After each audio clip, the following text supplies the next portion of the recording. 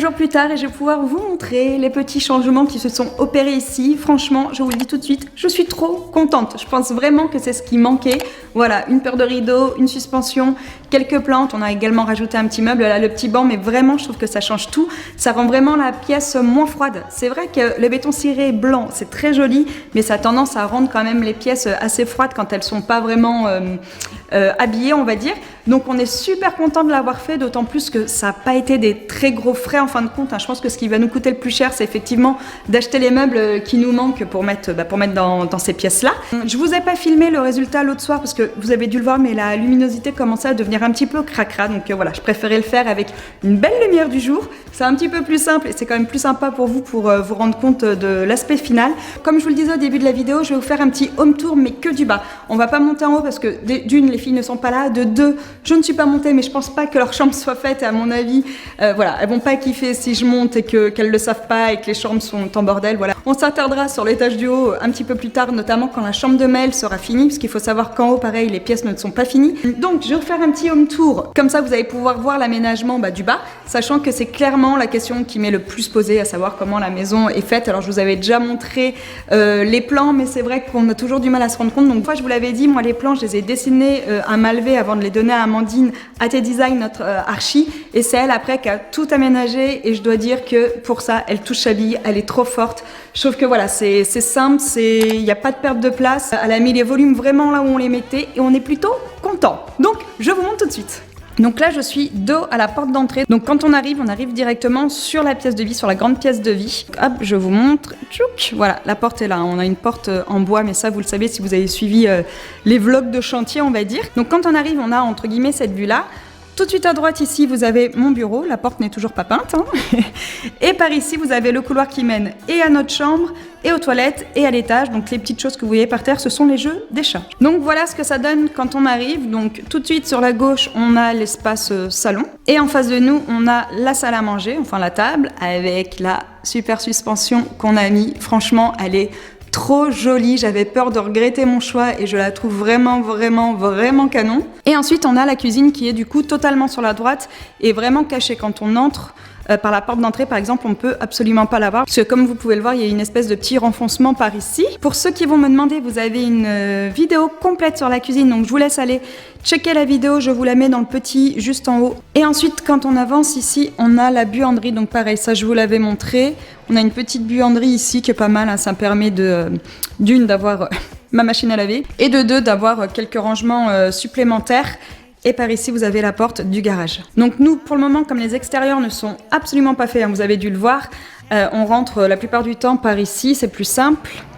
Et voilà ce que ça donne quand on rentre par la porte de la cuisine. Donc la pièce de vie, encore une fois, je sais que c'est hyper compliqué de se rendre compte comme ça par les images, par les photos ou en vidéo.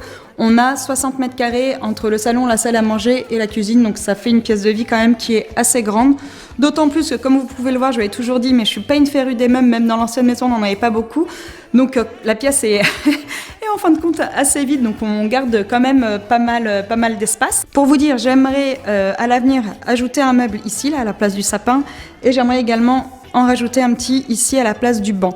Donc comme pour l'instant on n'a pas trouvé et que les meubles c'est quand même un sacré budget, j'ai mis ça en attendant, ça permet vraiment d'aménager un petit peu la pièce. Ensuite dans le salon, tous les meubles vous les connaissez. Là c'est le petit banc également qu'on a rajouté que je trouve plutôt canon. Alors à la base sur le site je pensais qu'il avait un aspect un petit peu plus vintage, pas du tout, mais bon je l'aime bien quand même, il est plutôt chouette. Du coup j'ai mis une de mes plantes ici que j'ai rempotée et j'en ai mis une au fond là-bas. Alors je suis très en ce moment je sais pas ce que j'ai avec les plantes, j'ai envie d'en mettre partout, sans doute parce que je trouve que la maison est un petit peu trop blanche. Ce qui reste à faire vraiment dans cette pièce, c'est de faire justement la fameuse bibliothèque encastrée qu'on aimerait mettre par ici. Donc encore une fois, ça on aimerait le faire nous-mêmes, donc je pense que ça va nous prendre un petit peu de temps. Mais on va dire que c'est vraiment la chose qui nous reste à faire dans cette pièce, mis à part finir de l'aménager en y ajoutant, je vous dis, les meubles que j'aimerais mettre et là et là-bas.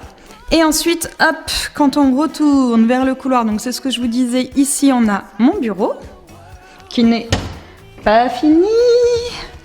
Donc ça pareil, hein, il y avait une vidéo complète sur ce bureau. Alors à savoir que J'hésite toujours, je vous l'avais dit lors de la vidéo, mais j'hésite toujours avec ce rose. Je sais pas, j'ai envie de le repeindre en noir. Je sais pas trop ce que je veux faire.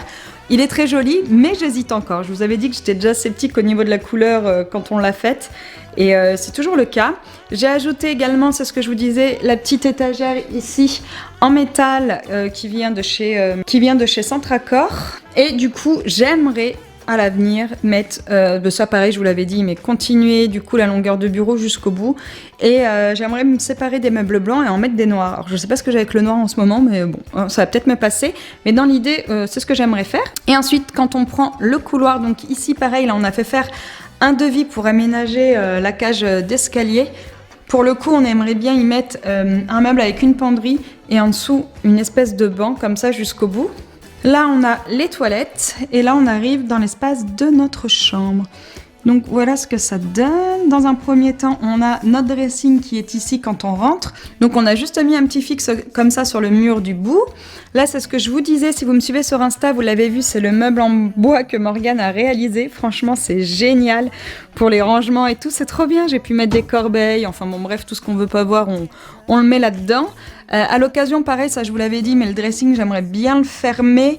Et pareil, au niveau de la configuration, je pense qu'on va le changer. On aimerait enlever les penderies du bas et rajouter en fin de compte des tiroirs. Donc bon, ça à voir. Ici, c'est la salle de bain. Alors vous allez voir, elle n'est pas du tout finie. Donc voilà ce qu'il en est de notre salle de bain. On a le tablier de la baignoire à mettre, donc ça voilà, ça prend un petit peu de temps parce que c'est le gars qui nous a fait le béton ciré qui va venir nous le mettre.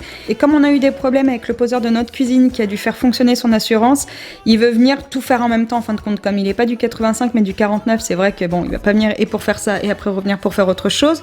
Donc voilà, on est en attente depuis le mois d'août, mais bon, ça va être, je pense que ça va être un petit peu long, mais c'est comme ça, on n'a pas le choix que d'attendre. Ici, on a pareil notre douche, donc qui est une touche pareil tout en béton ciré blanc. Et ici, on a la double vasque avec de la robinetterie murale. Donc pareil, ici, ce n'est pas fini. Derrière, il va y avoir une crédence en béton ciré, mais il faut qu'on attende voilà qu'ils reviennent. Par contre, les meubles, on a choisi des meubles de chez Villeroy & Boch et ils sont d'une beauté. Et au niveau du miroir, on a pris un grand miroir 220 qui est magnifique quand il est allumé, voilà, il est Bluetooth, anti-buée, franchement c'est vraiment canon, on regrette pas du tout, c'est tellement joli, leur collection est tellement belle. Et ensuite, je vais vous montrer notre chambre qui n'est absolument pas finie, puisqu'on voulait finir celle de Laura et Mel avant de commencer la nôtre. Donc voilà, c'est hyper simple, je vous dis, il manque les plaintes, les peintures ne sont pas faites, il n'y a pas de rideau, il n'y a absolument rien dans cette chambre, c'est très minimaliste, on peut le dire. Mais bon voilà, pour l'instant on a nos priorités, on finit d'abord les espaces des enfants, et puis après on s'occupera de la nôtre, je pense, en début d'année. Et puis voilà, je pense que j'ai fait le tour. Ah si, je vous ai pas montré ça, regardez comme c'est joli. Hop, on a mis des spots comme ça en longueur dans toute la cage d'escalier. Donc ça pareil, la cage d'escalier c'est un des plus gros trucs qui nous reste à faire ici. Donc on a hâte que ce soit fini, mais quand je vous dis que la maison est loin d'être terminée, je ne vous mens pas. Donc oui, on a laissé des outils ici parce que on est tout le temps en train de bricoler, donc on prend même plus la peine de les ranger dans le garage. Donc voilà, ce petit home tour est terminé, donc je vous mens pas quand je vous dis qu'il nous reste encore plein de choses à faire, et pourtant on est dans la maison depuis fin juillet, donc c'est pour vous dire que ça prend du temps, surtout quand on fait plein de choses nous-mêmes. Et moi, c'est vraiment le conseil que je vous donnerai. Prenez votre temps, réfléchissez aux achats que vous voulez faire. Quand on est dans une maison, de manière, on y est pour quelques années, donc faut pas être non plus trop pressé, on va dire. Et puis ça nous permet, voilà, parfois de faire des économies, de pas se tromper dans nos achats quand c'est réfléchi comme ça. Moi, je vous dis, j'ai vu un petit bahut haut là comme ça depuis 2 mois. J'hésite toujours à l'acheter parce que forcément ça coûte cher.